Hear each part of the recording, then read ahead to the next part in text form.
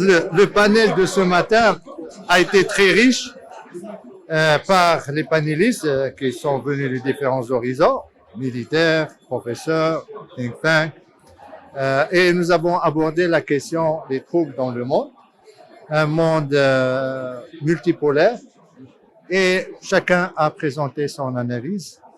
À mon avis, nous vivons actuellement dans un monde malade par sa multipolarité. Quand il y avait les deux pôles, il y avait un équilibre. Et les deux grandes puissances arrivaient à s'entendre. Maintenant, nous assistons à une multipolarité, à plusieurs centres d'influence, de pouvoir, de puissance, et ils n'arrivent pas à s'entendre sur ce que doivent faire les Nations Unies, par exemple, ni pour régler les problèmes du monde. C'est un monde également qui est caractérisé par des guerres qui se poursuivent.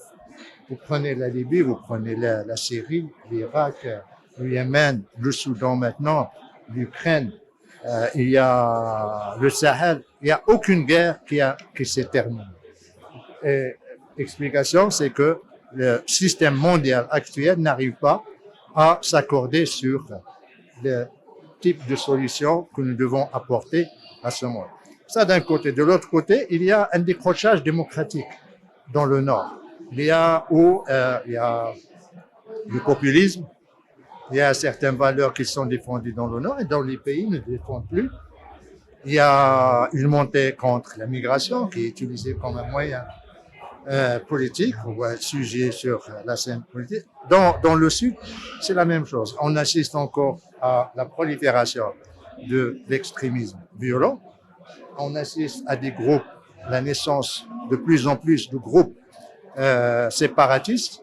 Rien qu'en Afrique, il y a actuellement maintenant plus de 15 groupes séparatistes qui ont des liens avec le terrorisme violent, qui ont des liens avec la criminalité internationale, le trafic des êtres humains et le trafic de la drogue. Donc, pour moi, c'est un monde qui est trouble, qui est fragmenté et qui inquiète. Parce que, résultat, conséquence, c'est les Nations Unies qui sont paralysées et c'est les institutions internationales qui sont en quelque sorte marginalisées dans la recherche de la solution. Voilà une des thématiques que nous avons discutées, d'où l'importance du renforcement des Nations Unies, le renforcement du Conseil de sécurité afin qu'il puisse jouer son rôle de gardien de la paix et de la sécurité dans le monde. Mais pour pouvoir le faire, parce que jusqu'à maintenant, malheureusement, le Conseil n'arrive pas à s'entendre, il y a une telle division au sein de ses membres, et surtout parmi les grandes puissances, les P5, qu'ils n'arrivent pas à s'accorder sur des réponses à apporter aux problèmes et aux maux du monde. D'où l'importance de sa réforme, d'où l'importance également de son adaptation. Parce que la composition du Conseil de sécurité tel qu'il est actuellement, il reflète pratiquement la physionomie ou la géopolitique du lendemain de la Deuxième Guerre mondiale, avec quelques réformes qui ont permis d'ajouter quelques morts. Maintenant, nous discutons au sein du Conseil de sécurité, au sein de l'Assemblée générale, des possibilités de réformer, d'augmenter le nombre. Et comme vous savez, l'Afrique a une revendication d'avoir 2 sièges permanents et 5 sièges non permanents. Les membres de l'Assemblée générale ont convenu que l'Afrique a été l'objet d'une injustice et qu'il est temps qu'il soit représenté. Et là se pose le problème, qui représentera l'Afrique? Nous avons besoin, lors de la discussion au sein de l'Union africaine, mais également au sein des Nations unies, de pays qui soient crédibles, de pays qui ont la stabilité politique, qui ont la légitimité, qui ont une histoire, qui ont une civilisation, qui ont une puissance économique, qui ont également une puissance militaire, qui ont également une stratégie de coopération, de solidarité avec les pays du Sud, plus particulièrement avec le continent africain, qui ont une vision, comme le Maroc. Regardez le dernier message de Sa Majesté le Roi, avec une vision vraiment ambitieuse pour l'ensemble de l'Afrique, pas seulement la façade ouest atlantique du continent, mais également un acte de solidarité avec les pays enclavés du Sahel, de l'Afrique centrale, là où il y a le véritable problème. C'est leur donner cette possibilité d'accéder à la mer. Or, le transport est un véritable problème pour ces pays. Et la liberté de mouvement des personnes et des marchandises permettra et contribuera à la prospérité et au développement de ces pays. D'où l'importance de discuter maintenant, au sein des Nations Unies, sur l'éligibilité.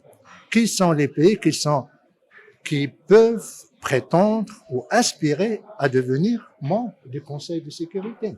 Parce que discuter de la réforme, c'est une chose, mais la discussion ne doit pas rester dans le vague ou bien dans la discussion diplomatique ou académique, mais également se pencher sur les critères qui doivent permettre et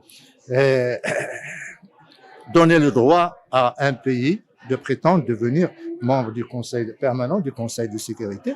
Et le Maroc, en tant que membre de l'Union africaine, peut prétendre, selon les critères, selon pratiquement l'ensemble des critères que je viens de citer, et auxquels je voudrais ajouter le rôle que le Maroc joue pour la paix et la sécurité dans le monde, avec sa participation au sein des forces de maintien de la paix depuis pratiquement 70 ans.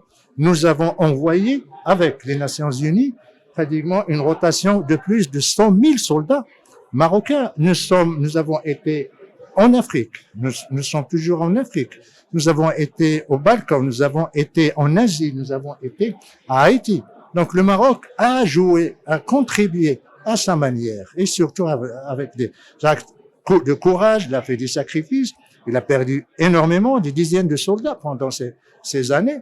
Le Maroc, avec tous ses atouts que je viens de citer, peut lui aussi aspirer à devenir membre permanent du Conseil de sécurité, parce qu'il a cet avantage de constance. Il a cet avantage de modération de sa diplomatie. Il a surtout la chance d'avoir un roi, un souverain visionnaire, qui a derrière lui 5 siècles de monarchie, qui a derrière lui 10 siècles de l'État marocain nation. C'est ce Maroc qui a le plus de chance, qui a le plus de droit et de légitimité à briguer, lui aussi, ce poste, ce siège au sein du Conseil de sécurité, d'autant plus que notre diplomatie a toujours une diplomatie de construction des ponts, diplomatie de compromis, de diplomatie d'engagement en faveur de la paix, de diplomatie de solidarité. Là où les pays ont besoin du Maroc, le Maroc est toujours là, avec son assistance humanitaire, avec son assistance institutionnelle, avec ses accords, le grand nombre, de centaines d'accords que nous avons signés grâce au voyage, dizaines de voyages de Sa Majesté le Roi en Afrique. C'est un modèle de coopération, un modèle de solidarité, et ça nous donne tout le sentiment de légitimité de pouvoir avoir cette ambition. Pas pour nous seulement, mais pour l'Afrique, pour le monde, pour la paix. Et le Maroc a toujours été un acteur de paix, a toujours été un acteur pacifique et a toujours été un acteur qui a joué et continuera à jouer un rôle de construction, un rôle positif et un rôle de stabilisateur et de rapprochement, de modération entre les peuples et les nations.